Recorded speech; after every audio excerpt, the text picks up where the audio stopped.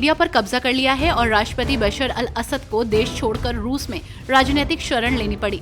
असद ने परिवार के लोगों को कुछ दिन पहले ही रूस भेज दिया था, लेकिन उनको देश से निकालने के लिए रूसी एजेंटों ने बड़ी भूमिका निभाई। क्रेमलिन सूत्रों ने बताया कि पुतिन ने असद को बताया कि वो हारने वाले हैं और इसके बाद ही उन्हें सीरिया से बाहर निकालने का ऑपरेशन शुरू किया गया। भारत सरकार की ओर से दिए गए ताजा आंकड़ों के मुताबिक अमेरिका भारत के मोस्ट वांटेड अपराधियों और आतंकियों के लिए सेफ हेवन बनता जा रहा है। लोकसभा में गृह मंत्रालय ने उन अपराधियों और आतंकियों की जानकारी दी जो विदेशों में रह रहे हैं और भारत सरकार ने उनके प्रत्यर्पण की मांग की है। इन आंकड़ों के मुताबिक भारत ने 178 भगोड़ों के खिलाफ प्रत्यर्पण की मांग की है और इनमें से 65 अपराधियों ने अमेरिका में शरण ले रखी है।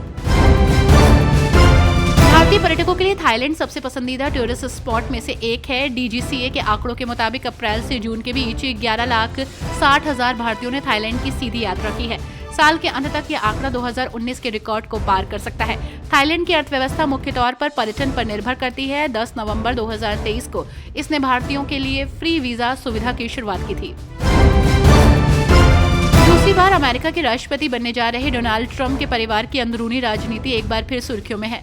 इस बार चर्चा का केंद्र है राष्ट्रपति ट्रंप के बेटे डोनाल्ड ट्रंप जूनियर, उनकी मंगेतर किम्बर्ली गिलफायर और कथित नई girlfriend Bettina Anderson. Donald Trump ने अपने बेटे की मंगेतर किम्बर्ली को ग्रीस का एम्बेसडर नियुक्त किया है, जिसे कई लोग राजनीतिक और पारिवारिक चाल के रूप में देख रहे हैं।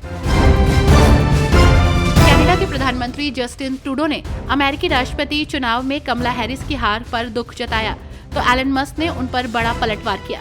मस्क ने कहा कि वो भी सत्ता से बाहर होंगे। कनाडा में इक्वल वॉइस फाउंडेशन द्वारा आयोजित एक कार्यक्रम में ट्रूडो ने कहा कि महिलाओं की प्रगति के खिलाफ लड़ने वाली कई ऐसी ताकतें हैं जो उन्हें आगे बढ़ने नहीं देना चाहती, लेकिन ऐसा नहीं होना चाहिए।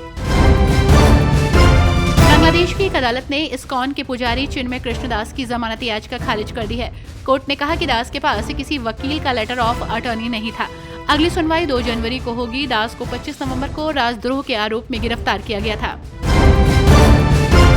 ईरान अपने सख्त कानूनों के लिए जाना जाता है। आपको बता दें कि ईरान ने हाल ही में हिजाब को लेकर नए कानून लागू किए हैं जो विवाद का कारण बन गए हैं।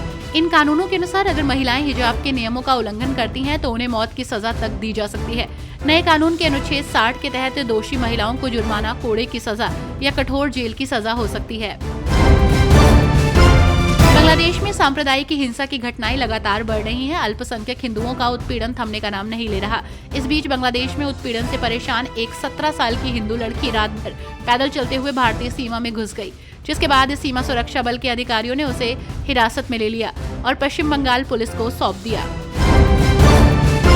तालिबान के शरणार्थी मंत्री खलील हक्कानी की काबुल के गृह मंत्रालय के अंदर एक सुसाइड अटैक में मौत हो गई। ये आत्मघाती हमला तालिबान प्रशासन के गृह मंत्रालय में हुआ। 2021 में तालिबान के सत्ता में लौटने के बाद ये सबसे बड़ी हानि मानी जा रही है। हक्कानी के साथ 6 अन्य लोगों की भी धमाके में मौत हुई। इस्लामिक स्टेट खुरासान प्रांत ने इस हमले की जिम्मेदारी ली है। बांग्लादेश में तख्तापलट के जरिए हटाई गई प्रधानमंत्री शेख हसीना के उन बयानों का भारत समर्थन नहीं करता है जिसमें उन्होंने अंतरिम सरकार की आलोचना की है। विदेश सचिव विक्रम मिस्त्री ने बुधवार को कांग्रेस नेता शशि थरूर की अध्यक्षता वाली संसदीय स्टैंडिंग कमेटी को ये जानकारी दी।